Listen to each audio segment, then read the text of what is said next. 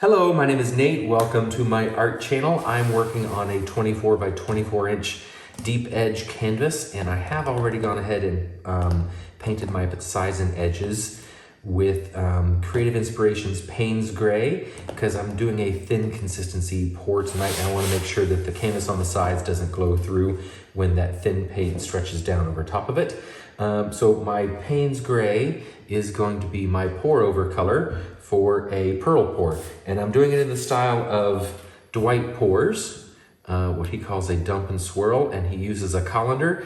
I actually am using, this isn't a colander, this is the inside to a little salad spinner, but the bowl on it cracked, and instead of throwing this away, I thought, I'm sure I will use that someday for something. Even though it doesn't really have a stand on it, it sits pretty flat, so I think it's going to work out really well.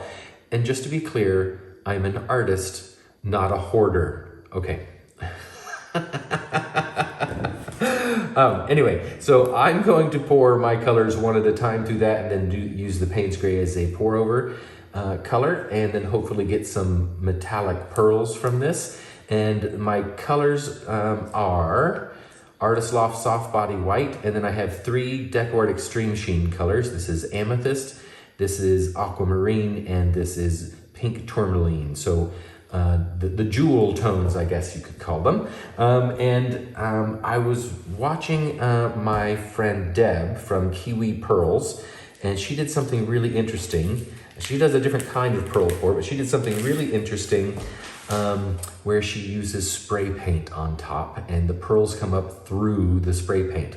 So I'm gonna kind of try and combine their 2 versions of pearl pours and see if they fit, or if I can even do it, because I've tried this before and I've had some good success, and sometimes nothing happens at all. And I was looking everywhere. I swore I had a bottle of Artist Loft Soft Body Black, and I can't find it anywhere. I've never tried to do dump and swirl with this pour over color, so my test turned out okay. I thinned everything down after the test on a little side canvas, but I'm still not sure how many pearls we're going to get. Regardless, I think the spray paint that I put on top is going to give, if I have a lot of negative space, that spray paint will give some interest to that space also. So we will see. Okay, so we'll go ahead and start. And the way this works is you just pour the colors one at a time. And I'm just going to put a little bit of this white down first. And then we're going to start with the aquamarine. Pour a good portion of that. And then we'll go with the amethyst right on top of that. It's okay if these colors churn and mix a little bit. Pour about half of that in. And then the pink tourmaline.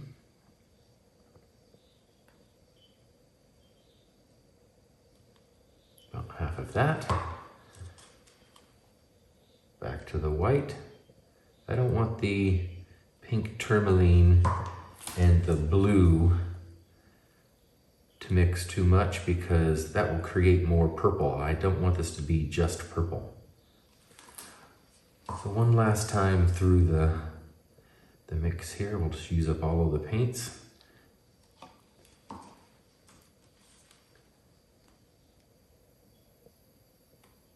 It's beautiful to watch it churn and then come out the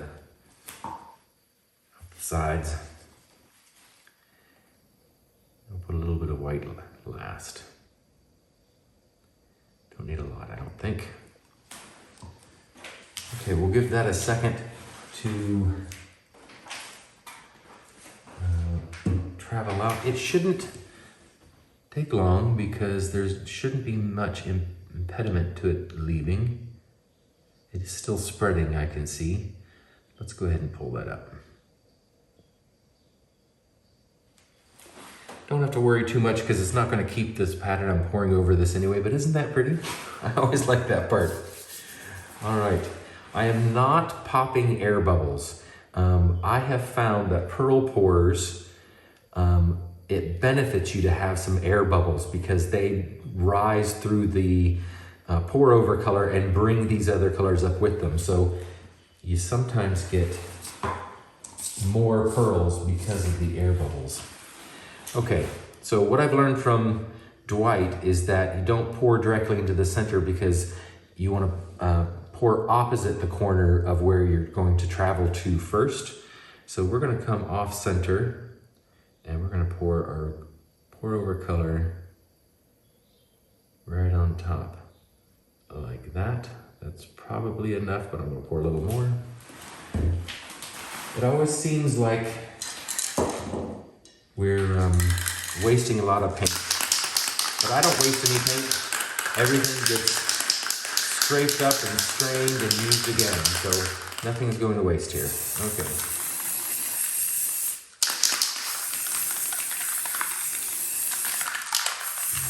Completely cover that.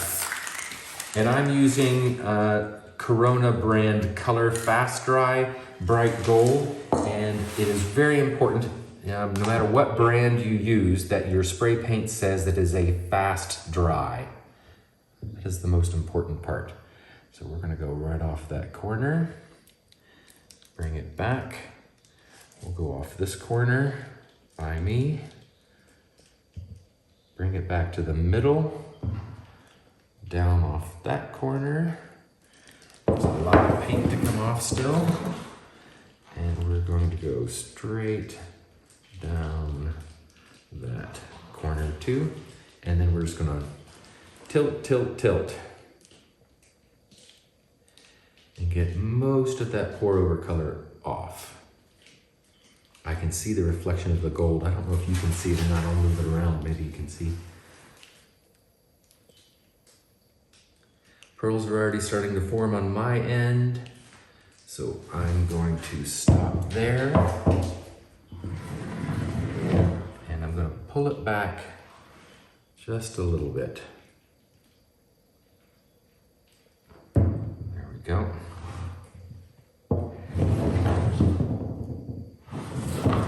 Now we sit and watch this develop.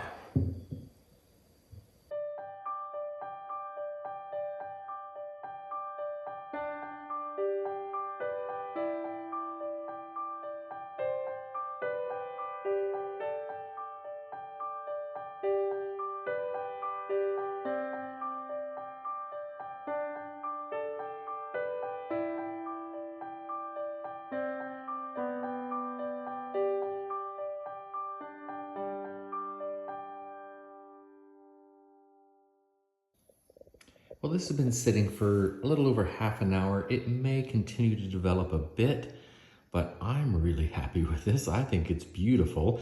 I could have tilted off a little more of my pour over color, my Payne's Gray, and gotten less negative space, but I like the negative space because it gives so much depth and attention towards all of those beautiful colors and the beautiful cells. And let's get right down here. Look at that. Get right down. Look at how cool that gold is. And it really does outline the cells. Look at that. Isn't that beautiful? Definitely kind of galactic. I think I was a little worried I was using too much spray paint, but I could have used more and maybe gotten some webbing kind of thing.